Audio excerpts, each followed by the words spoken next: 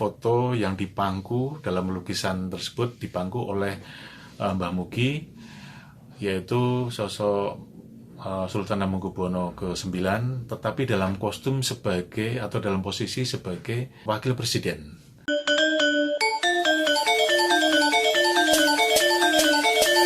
Bergas TV, Colors of Jogja.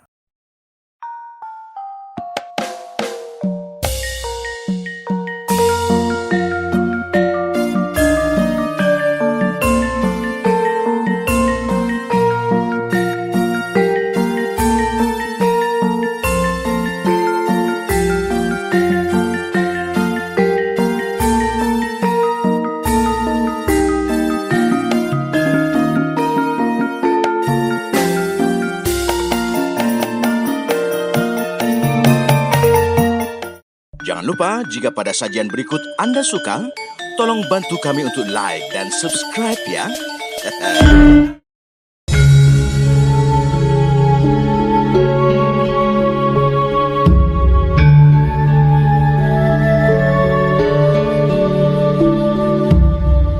Salam Bergas. Selamat siang, selamat pagi, selamat malam teman-teman sekalian. Ada sebuah pameran menarik di Jogja Gallery di Yogyakarta sebulan terakhir ini. Persisnya dibuka tanggal 19 Maret, kemudian berakhir tanggal 25 April 2021 ini. Pameran ini menarik karena menyoal tentang sosok Sri Sultan Hamengkubuwono ke-9 atau Ngarso Dalem Sultan Hamengkubuwono IX. Sultan ini adalah sultan yang sangat legendaris bagi masyarakat Jogja karena memerintah sekitar 48 tahun, mulai tahun 40 sampai 88 ketika beliau meninggal dunia di Washington DC, Amerika Serikat. Sosok ini menjadi suri teladan dalam banyak hal. Kesederhanaannya, kepemimpinannya, sikap toleransinya, sikap atau upaya untuk mendekatkan diri dengan masyarakat bawah yang ada atau menjadi rakyatnya dan sebagainya. Juga sampai ke hal-hal yang berbau spiritual, sosok-sosok yang melingkupi persoalan-persoalan yang berkaitan dengan Sultan Hamengkubuwono IX sangat menarik untuk dikaji, untuk diamati, dan juga dalam konteks ini ditafsir. Nah, pameran ini mencoba untuk berupaya seperti itu, mencoba memberi tafsir visual atas sosok Sri Sultan Hamengkubuwono ke-9. Pameran ini dikuratori oleh dua orang, yaitu Dr. Suwarno Wisitra-Utomo dan Dr. Sri Margono. Mas Suwarno adalah seorang kurator seni rupa, juga dosen di ISI Yogyakarta, dan Dr. Margono adalah dokter sejarah lulusan Leiden Belanda. Nah, dua sosok menarik ini juga akan memberi warna, saya kira, pada perhelatan pameran kali ini.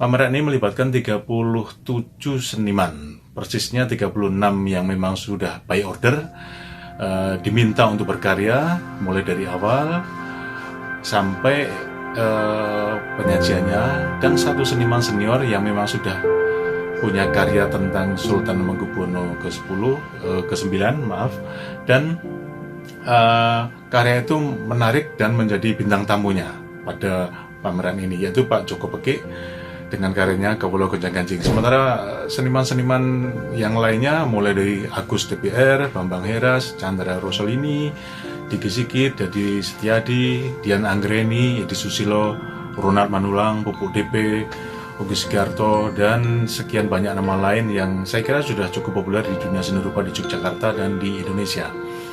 Nah, pameran ini sudah dirancang sekitar hampir 1,5 tahun yang lalu, paling tidak idenya, konsep awalnya, dan kemudian mengundang seniman-seniman yang dirancang untuk bisa mengelaborasi gagasan tentang sosok Sri Sultan Hamengkubuwono ke-9 ini.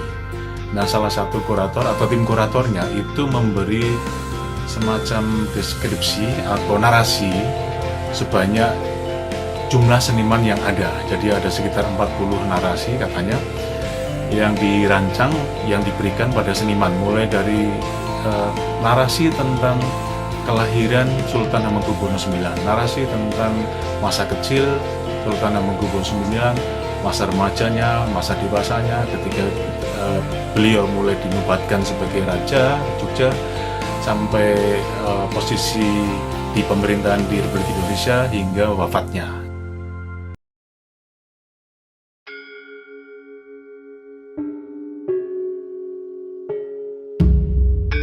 Nah, posisi-posisi ini menjadi penting, narasi-narasi ini cukup membantu. Nah, dari sekian banyak karya yang mencoba untuk menarasikan secara visual, saya kira memang kemudian ada banyak karya yang memang menjadi catatan kita sebagai apresian.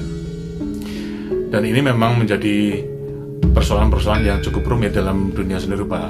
Pertama, apakah seniman itu akan mencoba membuat ilustrasi atas narasi yang disodorkan oleh tim kurator, ataukah mencoba menafsir dengan melakukan rekontekstualisasi atas teks menjadi visual. Nah, ini menjadi tantangan dan saya kira ini membutuhkan kecerdasan masing-masing seniman. Ya, saya harus katakan bahwa problemnya adalah bukan kemampuan seniman untuk membuat visualisasi, tetapi juga menafsir secara visual. Jadi tidak dituntut, saya kira, seniman yang cerdas secara visual, tetapi juga cerdas secara konseptual. Nah, dari pengamatan saya atas pameran ini, saya berjam-jam melihat pameran ini menjadi menarik. Paling tidak ada karya dari seniman yang masih dalam level seperti membuat ilustrasi. Ini memang menjadi persoalan karena kemudian publik tidak cukup dikayakan secara maknawi atas sosok Doro Jatun atau Sri Sultan Hamengkubuwono IX, tetapi sekadar disuguhi eksotisme visual. Dan ini saya kira juga bagus secara visual, hanya beberapa detik, tapi kemudian tidak menemukan makna yang mendalam. Tetapi juga sisi yang lain, ada beberapa karya yang saya katakan memiliki kecerdasan konseptual, kecerdasan ditunjang oleh kecerdasan visual yang memungkinkan bisa menyerap karya itu sebagai sebuah karya penuh makna, penuh narasi, dan bahkan mengembangbiakkan narasi yang diberikan oleh kurator. Nah, saya kira ini menjadi karya yang sangat menarik, mungkin juga termasuk atau terbilang sebagai karya yang berhasil. Dari sekian banyak karya-karya itu memang ada beberapa yang cenderung hanya membuat ilustrasi semacam itulah ya.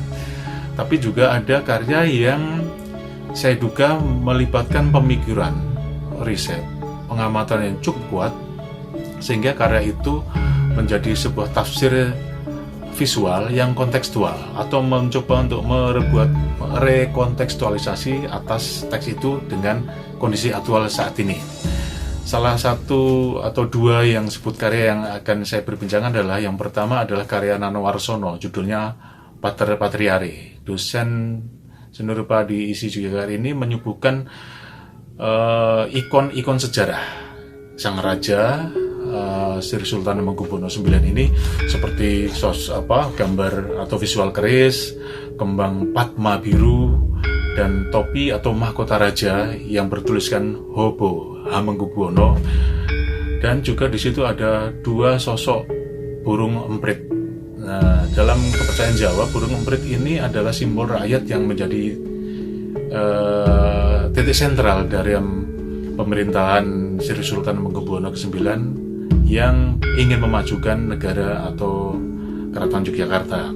Karya ini sangat menarik karena sama sekali tidak memunculkan sosok Sri Sultan Hamengkubuwono IX seperti karya-karya yang lain.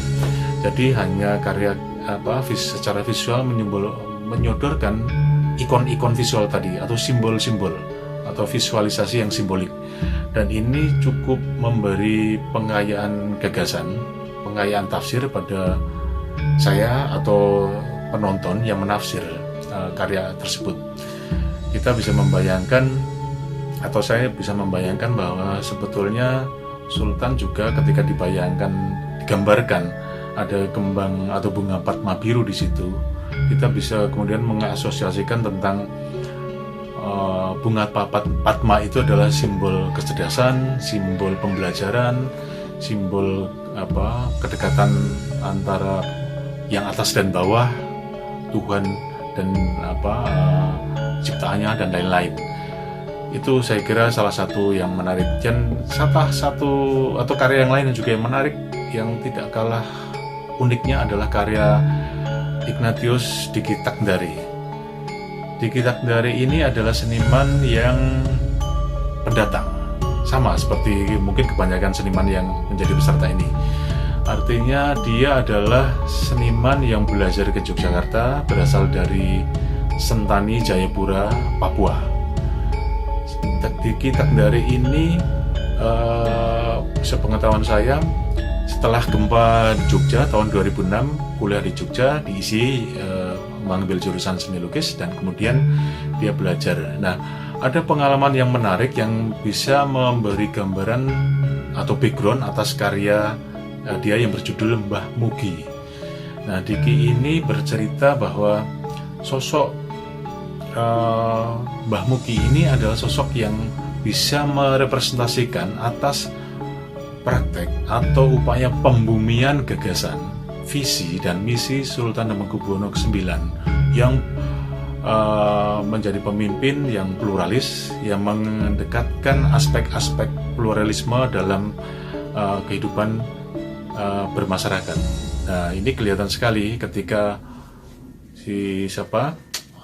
Diki itu mencoba menggambarkan sosok Mbah Mugi. Ceritanya adalah Mbah Mugi adalah sosok tetangga rumah kontrakan Diki Tagndari di Bangunjiwo, Bantul, Yogyakarta.